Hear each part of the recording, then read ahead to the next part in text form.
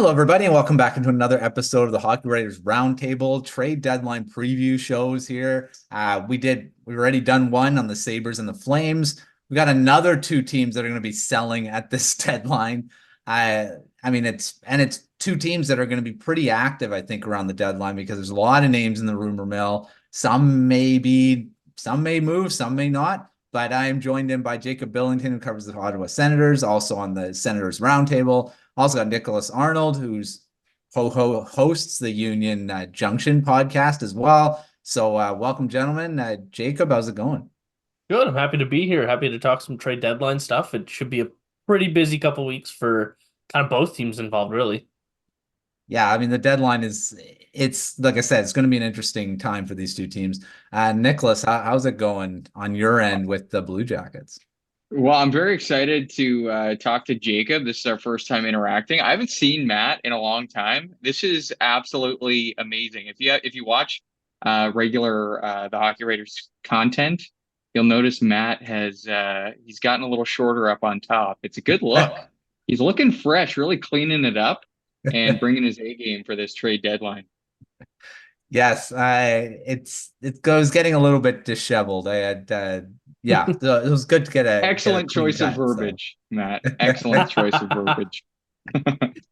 All right, well, let's get into this trade deadline. It's less than a month away now as we're recording, so lots of stuff can happen in the next few weeks. We've got lots of big names in the rumors. We got Elliot Friedman throwing out different names every time he's on the 32 Thoughts podcast. So we got a lot to talk about. So, but we're going to focus on some of the names to start on the Hockey Writers bait board that we've got here that is put together by Alex Chauvency, who covered the New Jersey Devils. He's not covering them for the site anymore, but he is covering the NHL at large and the deadline. So we're going to go off that list. And to start, let's start with one of the bigger names in the Senators. Jacob is Vladimir Tarasenko, signed in the offseason, maybe a little bit of a surprise, going to this team. I mean, the Senators the expectations were a little bit higher this season, thinking that they may actually have a shot at the playoffs. Looked like the moves in the offseason were kind of indicating that as well. But Tarasenko's now on the block. I mean, it was only a 1-year deal.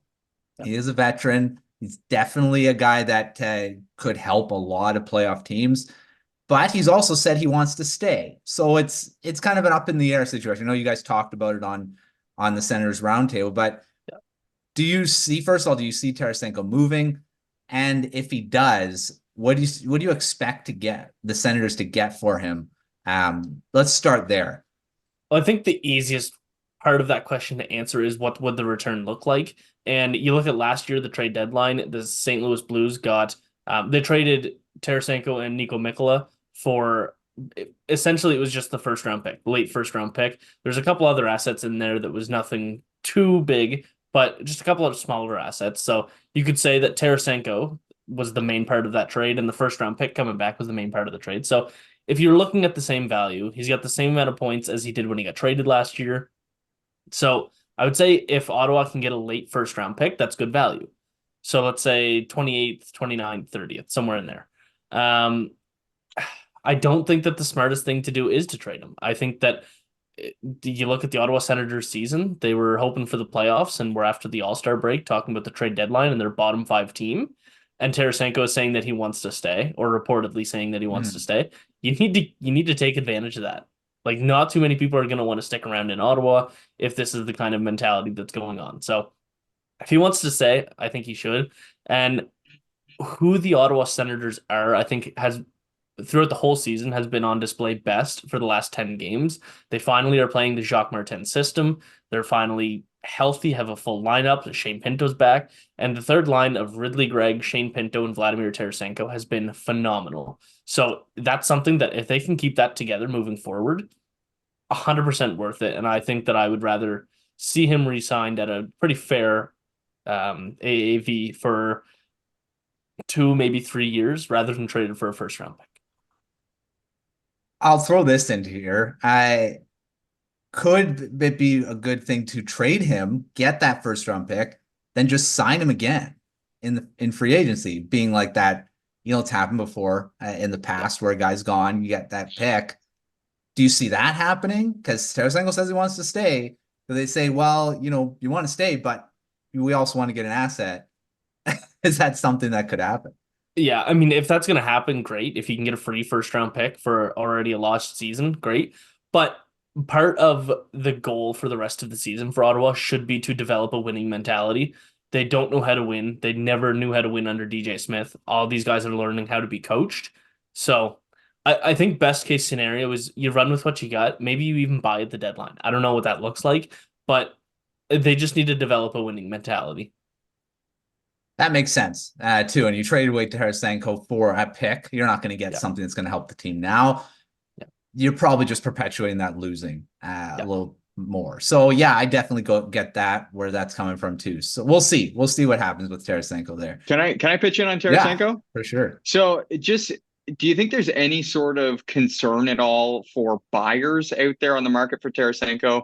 I mean, we just went through this last year. The Rangers bought him. Did pretty well in the regular season, but at the playoffs, only 3 goals, 7 games. So it's not terrible, but like he wasn't earth-shattering by any metric. Do you think there's any sort of hesitation there, considering we just saw how a Tarasenko rental turned out last year? Well, it all depends on what the expectations are when you're buying him. If you're looking for a top line winger, you're not getting that. You're that's just not who he is anymore. He's a good middle six winger who's going to put up about 60 points a season if he stays healthy for all 82, and can just add that depth. Like I said, he's on the third line right now with 2. Shane Pinto's not a rookie, but he's a very young guy, so he's being a mentor for this really young line, and he's doing really well with them right now. So looking at somebody to fill in a top line role and really boost your scoring way over the edge, that's not what you're going to be getting. So it all really depends on what the expectations are with the buyer. Mm-hmm. That makes sense. Like I say, that's gonna be an interesting situation to see what happens with him, because I'm sure the Senators are looking at it, because the thing is, he's on a 1-year deal. You're not sure if he's going to re-sign. You don't want him to just walk into free agency, signs with someone else, and you don't get anything for him.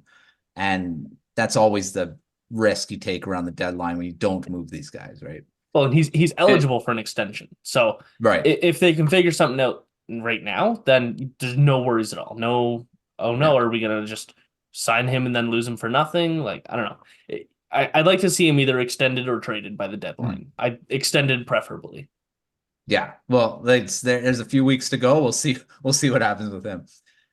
All right, shifting to the Blue Jackets, we'll package these 2 defensemen together because probably going to be similar. We got Andrew Peeke, Adam Boqvist. I guess Ivan Provorov would be grouped in there too. There's a few defensemen that could be on the move. They said they're listening to offers on him. So these 2 guys, different. Andrew Peeke hasn't really played a lot this season. He's maybe was more valuable last season, but Boqvist still really young defenseman. Where do you see these guys coming out of the deadline here? It's a mess. The Blue Jackets defense is an absolute. It's a trash heap. It's a mess. Like there are just too many players, not enough roster spots, and we've been talking about this for 2, maybe 3 seasons. The Blue Jackets have too many roster players and not enough roster spaces. And Jarmo Kekalainen, for whatever reason, has just refused to, pull the trigger and actually sell on one of these defensemen. And the Blue Jackets have had a problem that a lot of teams would love to have. They've got too many right shot guys. And 2 of those right shot guys you mentioned, Peeke and Boqvist. 2 younger guys who are not getting a ton of ice time, like you mentioned with Peeke. He's only played 20 games this year after playing, I think he played 162 out of 164 of the last 2 seasons, which is like, if they were going to sell him, they should have sold him over the summer because his value is plummeting. He's got, I think, 2 more years left at 2.7, which is, at the beginning of the year, it looked like it could be a steal because over the last 2 seasons, he'd spent a lot of time with Werenski on that top pairing. But this season, he's just fallen out of favor with Pascal Vincent, and it's going to be tough to move him at this point. Boqvist also was limited in ice time. So it's 2 very similar cases in terms of they've been limited in ice time. The acquisition of Damon Severson over the summer certainly didn't help with unclogging the logjam on the right side, because right now on the right side you've got Severson, you've got Juracek, you've got Eric Goodbranson, who at $4 million a year, you're not going to leave him on the bench for 40 games of the season. And then Peeke, Boqvist, Nick Goodbranson or Nick Blankenberg. Like, there are so many players who the Blue Jackets have that should be playing meaningful minutes, and they're just not. So one of these guys has to move. One of these guys should move. Is it going to happen? It seems unlikely. Honestly, it seems unlikely. It would be tough to get a buyer for any of these guys. Yeah, I mean, Sorry to monologue there. That was, yeah, no, it was good. I mean, there's just so Jeez. many. There's so like you said, there's so many defensemen they've got. I mean, a lot of teams are looking for right-handed guys.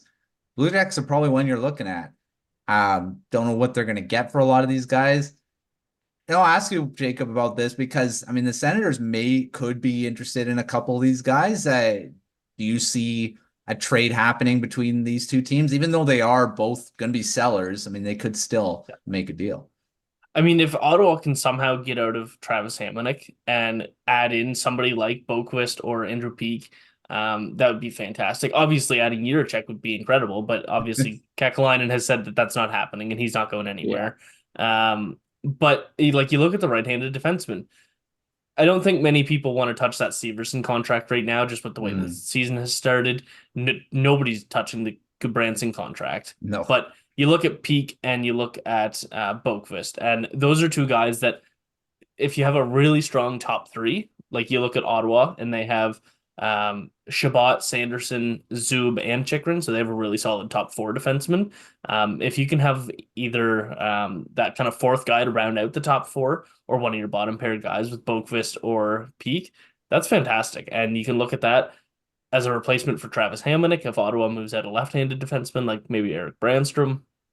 Ottawa has a little bit of a surplus of defensemen as well, especially on the left side, and they need to do some balancing out on the right side. So there's certainly, like, I don't know where the left-handed defenseman would go, but there's certainly a need for somebody like, I would especially target Andrew Peeke. Mm-hmm. Even though his value is lower, and that, I mean, I think he's still, I know I had him as a Canucks target not that long ago, and a lot of people's like, he's doing so bad this season. Why do you want him? I mean, maybe that's why you want him now, because you're not going to have to pay a lot to get him. It's going to be that those are two names that have been, I think, the rumors for a bit. So we'll see. We'll see what happens. Here's the thing with those two guys is the Blue Jackets have played 51 games this season.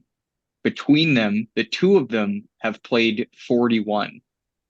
That's an insane number. Neither one of them have a goal this season. Andrew Peeke would be an ideal like 5'6" guy on a playoff team. Boqvist also 5'6". Like, think like Tony DeAngelo, offensive specialist. He's, bottom pairing, but he pinches up in your power play. But to be frank, the Blue Jackets have the worst defense in the NHL, and these guys aren't good enough to be on it. So what's that saying? True. That is very true. So their value may be a little bit lower on both sides, even though that is a good point. They're not playing on the worst defense. It's tough. So, but when you look at the Blue Jackets defense, like, there's nobody you're taking out of the lineup for those guys. There's some spots, sure. But like I said, you can't take Severson. You're not going to take Werenski. He's one of the only good defensemen on that blue line. You're not going to take Severson out with that contract, or Goodbranson, like you mentioned, Nicholas, or Provorov after you just spent so much to get him. Yeah. I don't know. You know what the Blue Jackets could use? Gavrikov. Yeah, right. Oh, yeah. That defense that's going to be an interesting thing of how they all figure all that out. All right. Well, shifting to another defenseman, Jakob Chychrun. He's an interesting one because I know you guys have gone back and forth between him and Thomas Chabot of who should be traded. Chychrun and Staios have both come out and said I don't know where those rumors are coming from. He's not going anywhere. Yeah. But where there's smoke, there's fire. So I mean, there's something that's putting these rumors out. What do you think about Chychrun? I mean, is he a guy that could move? I Should he be moved? I guess is the bigger question. No, he shouldn't be moved. But yes, he could be moved only because, like I mentioned, Ottawa has a surplus of left-handed defensemen. Right now, Chychrun's playing on the right side and does not look nearly as comfortable on the right as he does on the left. They need to move out a left-handed defenseman, even if it's going to be Eric Brandstrom, and they just run with the three-headed monster like Tampa Bay used to do with Sergachev, Hedman, and McDonough. You can have three arguably number one guys on the left Mhm. side. That's possible. But you got to have the guys to complement that on the right side that Ottawa doesn't have. So they always got somebody that's being dragged down by like somebody who just shouldn't be on that roster. And with Eric Brandstrom there, who doesn't provide a ton for the team. I'm a huge Eric Brandstrom fan, but he's not providing much for the team. There's no room on the power play. He's not big enough to be a third pair shutdown guy. Tyler Clevin is climbing up the ranks. There's just no room for Eric Brandstrom anymore. And you just got to move a left-handed defenseman.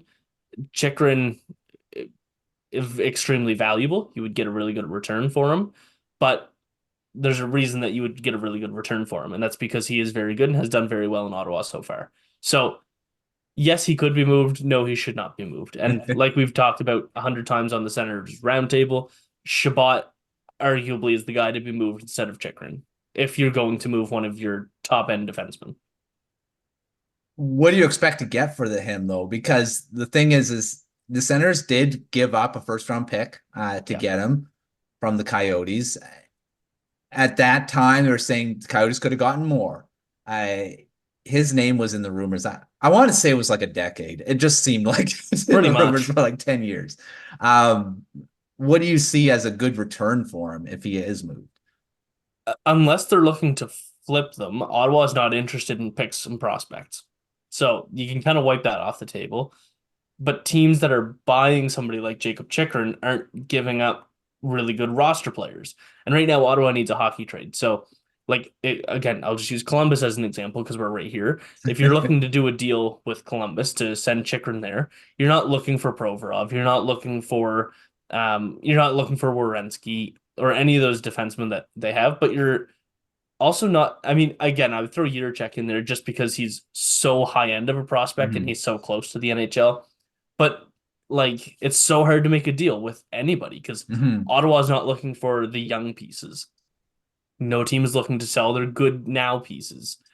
It's just a really tough trade to make, and honestly, I have no idea what I would try and expect from a return on that. Yeah, there's the Senators in that weird spot. Are they a rebuilding team? Are they a retooling team? Or I mean, I'm not really sure. You don't want to push them even further back by just getting picks for a guy like Chychrun. You would have hoped that you trade for him, he's going to be part of this core, Yeah. and I think that's what they want, and that's why they're saying he's not on the block, he's not moving. So I see Chabot as being the more likely one to move out, and Chychrun just kind of taking over that number one defenseman role on the Senators. So that's going to be an interesting situation to follow too. Yeah, and Chabot makes almost twice as much as Chychrun right now, and Chabot has a full no trade clause kicking in July Yeah, 1st. So, there you go. So that's perfect yeah, to try to move him before he has any say in that. yeah. Yeah. All right, Nicholas, let's move to a guy that probably the Blue Jackets don't want to move, although he has been in the rumors from Elliot Friedman and a few other insiders have kind of talked about it. Is Boone Jenner, captain of the Blue Jackets, big part of their team, heart and soul player. Lots of teams would love to have him, I'm sure. Do you see that being something that could happen? What would the Columbus Blue Jackets would want in return for a guy like this? Well, they would want, I don't know, the farm. They'd want Yeah. everything. Like whatever. Here's the thing, a team that should be willing to give up a ton to get Boone Jenner doesn't have what it would take to get Boone Jenner. Mhm. And here's the thing, like Jenner, he's got two more seasons at 3.75 mil. So that's three playoff runs of legitimate number two, number three center who like is built for the playoffs on your roster for 3.7 mil. Great in the faceoff dot. He doesn't give up. Like, this is the guy who is, he should be in the playoffs. The Blue Jackets are not, in a playoff window right now, in a contending window right now. That could be the greatest disservice of this whole situation where the Blue Jackets are right now, because this guy, he is built for the playoffs. So, you look at a team like, just throwing out Colorado, who needs a center. If they've got anybody young, like anybody who they're thinking, maybe they're not going to make it in this core, with these guys in the next few years where we need to win, that's who I would send to the Blue Jackets. First round pick. Do the Avalanche need a first round pick? No, they don't need a first round pick. Right. So a first would have to be included in this, but it would be more than that. The Blue Jackets love Boone Jenner. Boone Jenner loves Columbus. He is the prototypical Blue Jacket. When you think of Columbus Blue Jackets in 5 years, in 10 years, there's Rick Nash, and then there's Boone Jenner. Yeah. He's the blue collar guy. So it would probably cause a riot in the capital of Ohio if he was traded and it wasn't for, Connor McDavid. But it would probably be ultimately what was best for the franchise. Because when you look at the Blue Jackets, they're like 3 or 4 years away from contending, right? Jenner's going to be 34. He's going to have a lot of miles on his body. He already plays hard and misses a lot of time. I mean, that's another drawback for a potential contending team. But when the Blue Jackets are contending, Jenner is not going to be a major piece of it. He might be a depth piece, but he's not going to be what he is now. And yeah, it would take a lot. I don't think it's going to happen. Is really the brass tacks of that. But again, sorry to monologue. I feel like I'm doing a Shakespeare play. No, lots of great stuff. I mean, I know Mark has said you've taken overpayment by a team to get him, because the Blue Jackets aren't just going to give him up for nothing. They're going to want a ton. So if a team wants him, they're going to have to give up first round pick, top prospect, maybe roster player. I mean, I don't know. I'm just kind of throwing out that what I would think would, and not just I would say more of a good roster player too. Wouldn't have to. Yeah. Well, like Jacob mentioned with the Senators, he wants to be in Columbus, and not a ton of guys. I mean, for all the good stuff that we've been hearing about Columbus over the last few years, Johnny Gaudreau went there, but not a ton of guys are signing up to go to Columbus. This guy wants to be there. The team wants him. They've got him at a good contract. So there's no urgency to move him. Yeah. He is way more valuable to the Blue Jackets than he would be to any other team. And he would be very valuable to any other team. That's what I was just about to say. I feel like Boone Jenner, on the outside, he's a 40-point middle six center. And yeah, he plays with his heart on his sleeves. He can play physical. He's good in the faceoff dot, all those things. But he's way more valuable to the Columbus Blue Jackets than I think he would be in the trade market. And like you said, it would take a lot to pry him away from Columbus. But how many teams are really willing to give that up? How many teams really see what he truly is? We just recorded the Fantasy Forecheck podcast, and I just said the exact same thing about Boone Byram. And it's just like, some guys are just way more valuable to their team than they really could be in a trade. And that's kind of how I see Boone Jenner, because I think that he is underrated everywhere else in the league, and maybe even a little bit overrated in Columbus. But that makes a terrible mix-up for a trade, because it's going to be impossible to find fair value for both sides. That's how I see Boone Jenner. I could, correct me if I'm wrong, but that's kind of how I see it. No, you're pretty well on the ball. And the last thing I'll say on Jenner is he's the Blue Jackets leader in games played. And that's a young franchise who does not have a lot of, cornerstone players. And he's becoming one of those guys. Yeah, definitely. I don't see him moving. It's something when it came out, I'm like, I don't think so. But surprising things have happened around the deadline, so you never know. We'll see.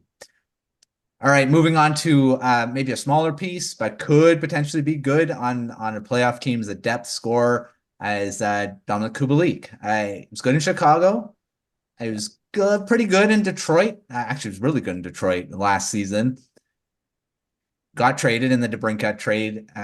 Jacob, but this is probably a guarantee he's getting moved. But Yeah. he hasn't been that good in Ottawa. I don't know what value he has on the trade market. What do you see with Kubalik? So, about 2 months ago now, it was written by Bruce Garriock with Post Media that it's pretty much, he said Dominik Kubalik will be moved at the trade deadline. So, and Bruce Garriock knows his way inside the Ottawa Senators very, very well. If anybody's going to report anything on the team, it's going to be him, and I trust his word more than almost anybody else's. But that being said, I don't think it's for an asset. It's just more of a cap dump, I think. Like he doesn't provide any value to the Senators. He's the 12th or 13th forward right now. Yes, he has 9 goals so far this year, but that's it. I believe he has 9 goals and 2 assists. I haven't checked in a little while, but at one point he was -17, while the next closest on the team was I think it was Drake Batherson, who was -6. Nobody else was even close to as bad as he was in the plus minus, which plus minus he's isn't a great 21. minus 21 now. Yeah. Yeah. So plus minus is I don't like the stat unless something is varying one way or the other, and it's varying very far one way right now. So he's probably in contention for the NHL's green jacket right now. He holds no value. He makes $2.5 million. If anybody's going to take him, great. I think if Ottawa can get a 6th round pick, that's fine. Yeah, he doesn't really have any. I do agree. I think it's going to be a cap dump. They're not getting a prospect for him. No. It's going to be a pick or what do they call the future considerations? Yeah. The journeyman himself. Could be. It could be. All right. Let's move on to a bigger name on the Blue Jackets. Again, their starting goaltender, Elvis Merzlikins. He's requested a trade. It's been a pretty big thing. Hasn't been moved yet. What do you see with Merzlikins? I mean, the thing is, the Blue Jackets do have some goaltenders in the mix to take over for him. Where do you see Merzlikins going? Because you don't really want a guy on a roster where he doesn't want to be there. So I'm going to make a bit of a correction here. So yeah, this was one of the times that we've fallen victim to, I don't know, the ever-changing news cycle. When Merzlikins and the team were real rocky there for a bit, it was highly publicized. Everybody was talking, oh, Merzlikins wants a trade. And he said these things in, his second language, which is English. And yeah, the long and the short of it is that they're kind of past it. Yeah, I think it was his agent. He came out and said something like, well, no, it's not. We're kind of moving past it now that Spencer Martin's waived. They're not doing the triumvirate of goalies anymore.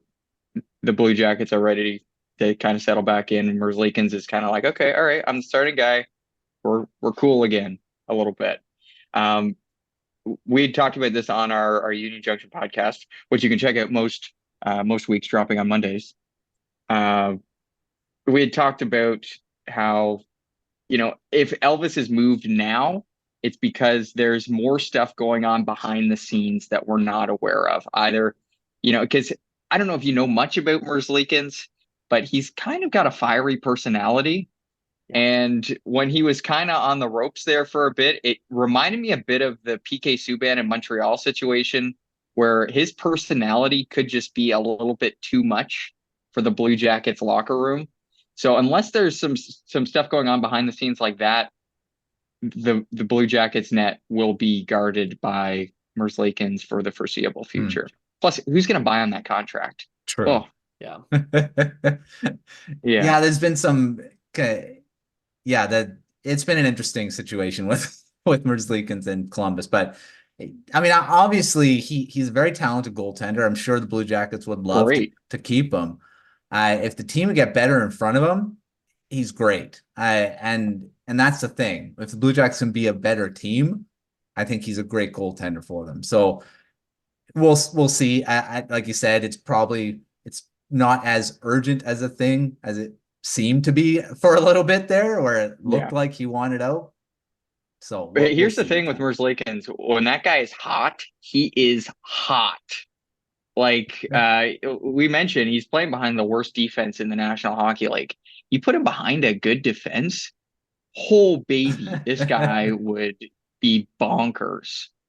But he Yeah. seems to be okay in Columbus as of right now. The fan base is kind of turning back in his favor.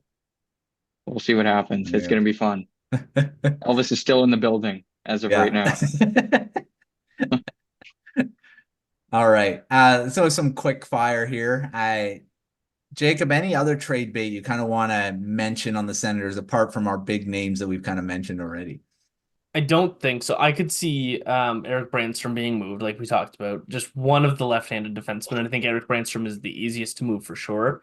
Other than that, I don't really see anybody being moved. I could see a couple prospects being moved that are kind of aging up a little bit, like Igor Sokolov or Lassie Thompson, that there's not much of a future left in Ottawa with. But if they can be part of any deal, even if it's just for a mid pick or something, I could see them being moved. But in terms of the roster, there's not too many people that I see on their way out of town.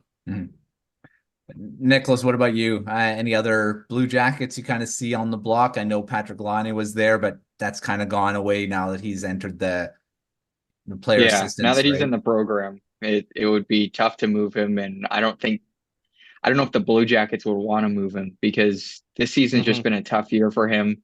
He's had a few tough years. Like he just hasn't had a chance to get his feet under him in Columbus. And the times when he is there, like the last 2 seasons, been a point per game guy. But this year they tried him at center, and that was not a great move for him.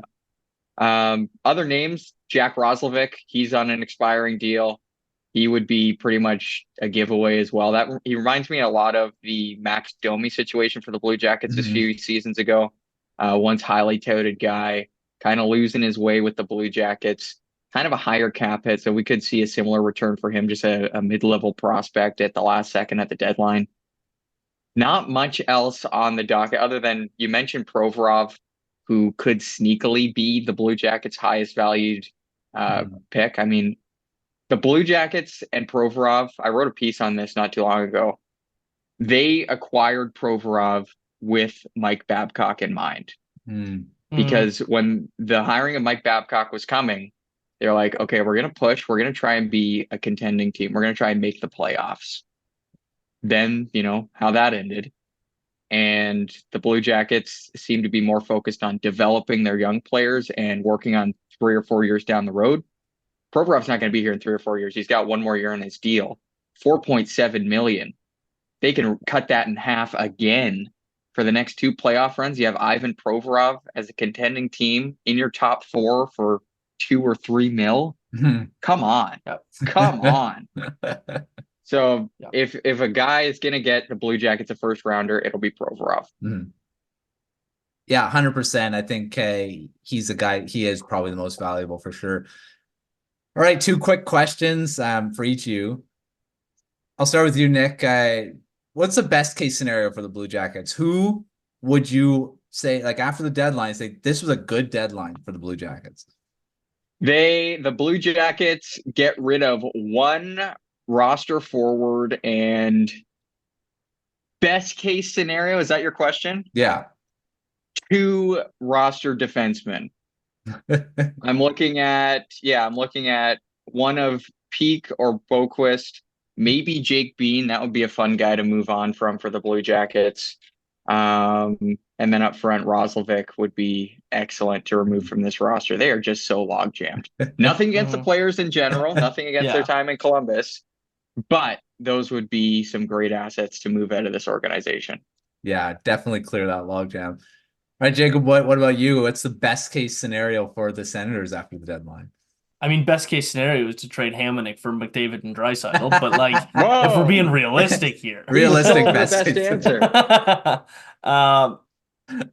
To buy and not sell, bottom 5 team, you just got to develop the winning culture, like I already talked about. Like Ottawa's mentioned to be in on Chris Tanev. If he's gonna, and there seems to be some mutual interest. There some talk about something might happen in the summer. But if Ottawa can get Chris Tanev or another strong right-handed defenseman, and maybe a they don't even need a third liner anymore with Pinto back. They have a really good top 9. They have a really good top 6 defenseman.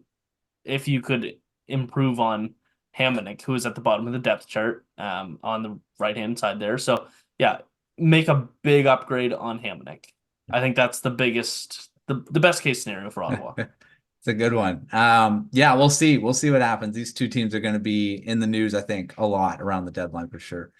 All right. Well, thanks, Jacob. Thanks, Nicholas, for coming on the show, talking trade deadline, talking Blue Jackets and Senators. I say it's going to be interesting to follow. So make sure to check out all our articles at hockeywriters.com. We got great coverage for that deadline. But until our next preview show, we'll see you next time.